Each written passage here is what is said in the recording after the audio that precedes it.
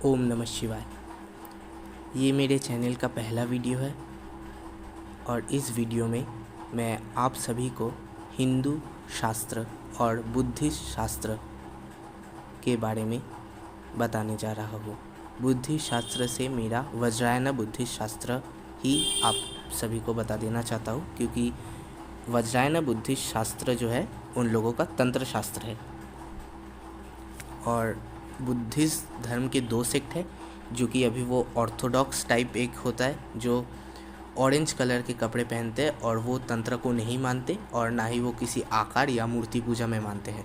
लेकिन वज्रायन जो बुद्धिस्ट होते हैं वो मूर्ति पूजा भी करते हैं, आकार में भी मानते हैं और वो तंत्र जो है उसको भी प्रैक्टिस करते हैं।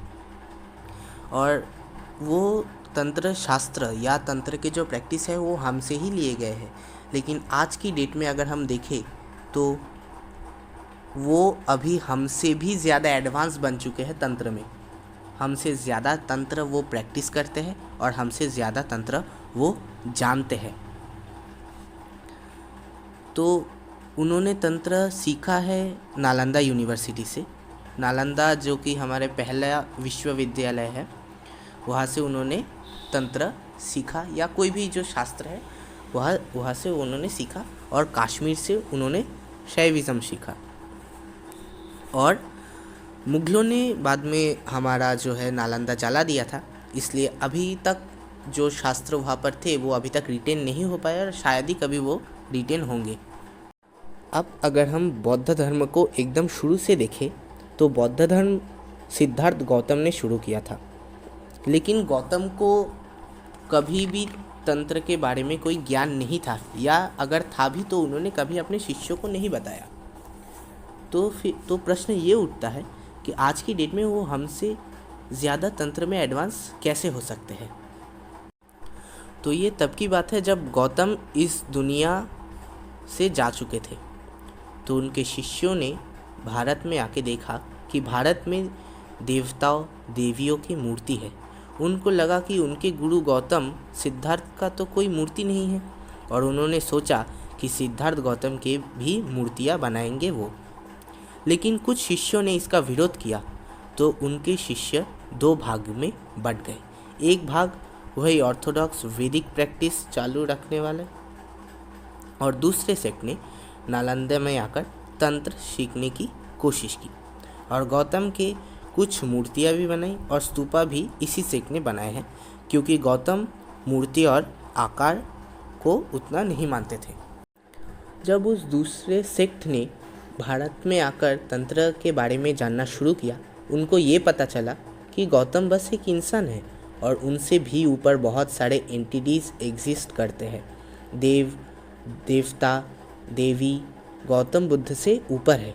तो अब धीरे धीरे वो बस नाम के बुद्धिस्ट रह गए। जब वो तिब्बत गए, तिब्बत में उन्होंने तंत्र ज्ञान फैलाना शुरू किया। देव देवियों की मूर्तियाँ बनाई। देव देवियाँ हमारे से ही उनके पास गए हैं। उन्होंने ज़रा सा उसका स्टाइल बस चेंज कर दिया। हमारे यहाँ पर जैसे शिव और पार्वती है, उनके लिए वो चक्र सांवरा और वज्र योगिनी है।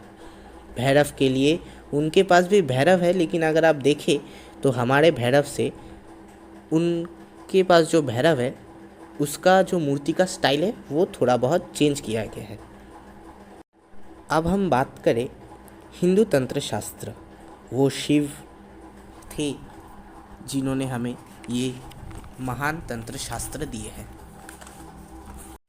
लेकिन हमारे पास जो तंत्र शास्त्र है वो थोड़ा सा खास है, क्योंकि हमारे यहाँ पर सिर्फ अल्कोहल यानी मद और भी है, जैसे मांस, मत्स्य, मुद्रा और मैथुन नहीं है। हम शिवलिंग की पूजा करते हैं, वो भी तंत्र है। वो सारे सात्विक तंत्र में आते हैं। हमारे यहाँ पर बहुत सारे शांत या सौम्य देव देवियाँ हैं और उग्र देव देवियाँ भी है। लेकिन वज्रायन बौद्ध धर्म में ज़्यादातर उग्र देवी देवता है। इसका मतलब ये नहीं कि शांत देवी देवता उनके पास नहीं है, लेकिन हमारे यहाँ से कॉम्पैरेटिवली वो शांत देव देवताओं की पूजा बहुत कम करते हैं। आप देख पाएंगे हमारे पास जो विष्णु जी का एक अवतार है, हैग्रीव अवतार, आप उससे अगर गौर से देखें तो आपको शायद ही लगेगा कि वो उग्र है या अभी बहुत क्रोध में है। लेकिन वही अगर आप वज्रायन बुद्धिस्ट में जो हैग्रीव है, अगर आप उसे देखें तो पहले तो आप ये नहीं समझ पाएंगे कि वो हैग्रीव है या नहीं, क्योंकि उनको अगर आप देखें तो पूरे वो भैरव की तरह दिखते हैं। उनका मुंह, उनका कलर या वो घोड़े जैसा उनका मुंह है भी नहीं। लेकिन आप अगर गौर से देखें तो जो वो फेस दिखेगा आपको, उसके ऊपर एक घोड़े का सर है, एक घोड़े का सर है जो आपको डिनोट कर देगा कि वो हैग्रीव है।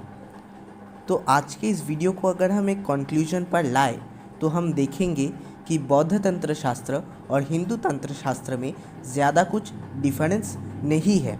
बस उन्होंने थोड़ा सा देव देवियों का स्टाइल, थोड़ा सा पूजा पद्धति और थोड़े बहुत मंत्र चेंज किए गए हैं। नमस्कारम। आज की वीडियो हम यहीं पर समाप्त करते हैं। दूसरे वीडियो में हम जानेंगे कि शंकराचार्य हमारे आदि गुरु क्या सच में बौद्ध धर्म को डिमोलिश करना चाहते थे या नहीं। ओम नमः शिवाय। मिलते हैं दूसरे वीडियो।